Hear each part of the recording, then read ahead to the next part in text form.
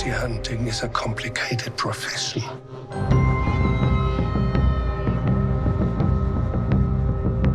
The Mandalorian is a Disney Plus original series based on the works of George Lucas. It is set 5 years after the events of The Return of the Jedi, 1983, and the fall of the Galactic Empire.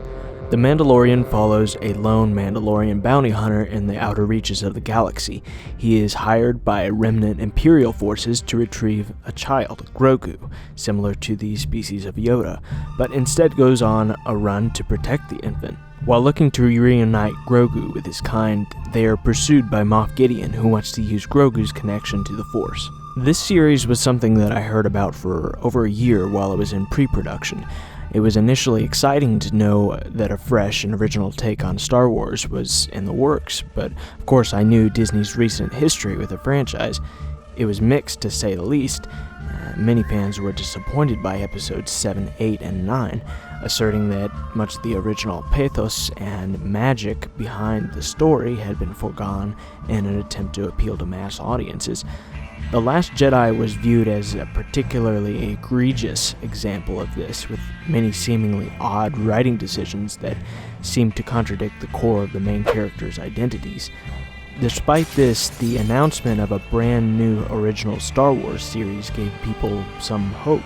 Many, including myself, saw this as an opportunity to not only expand on the imagination of George Lucas in an organic way, but to also create real and true innovative art.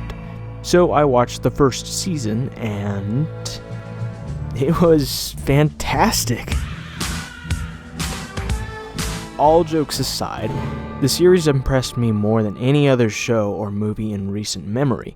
Maybe it was because I sort of fell off the Star Wars news radar for a few months, but when I did finally sit down and watch the show, I was awestruck. Not only did it show real originality and unique style, but it also held a lot of really great cultural and genre references that I got immediately.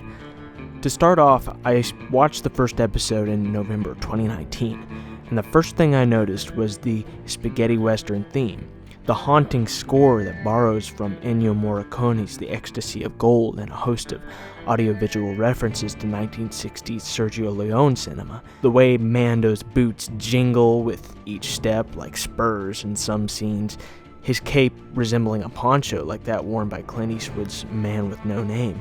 I thought the way the Mandalorian was introduced as an outsider, a lone gunslinger, fit this Western aesthetic extremely well, and his first opening line tells you everything you need to know. I can bring you in warm, or I can bring you in cold.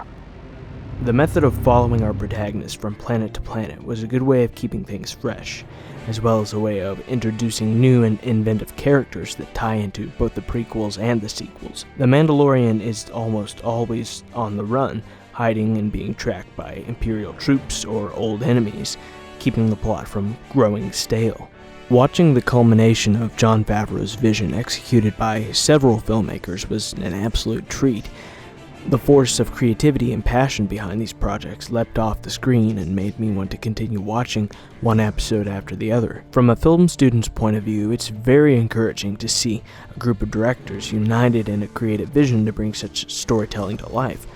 You can learn to spot the earmarks of a commercial production and those of a more personal production. This series bears the marks of a very diverse company of artists, from musical composers to writers to animators to production designers, all of whom share an interest in making the most incredible experience possible. The fact that a big corporation like Disney has allowed and entrusted this group of filmmakers with their project tells me that there is hope for the Star Wars universe.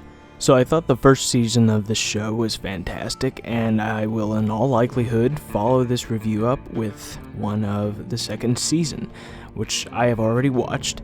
I hope you all enjoyed. Please leave a like, leave a comment on what you would like to see next, and subscribe if you want to see more videos. Thank you so much once again.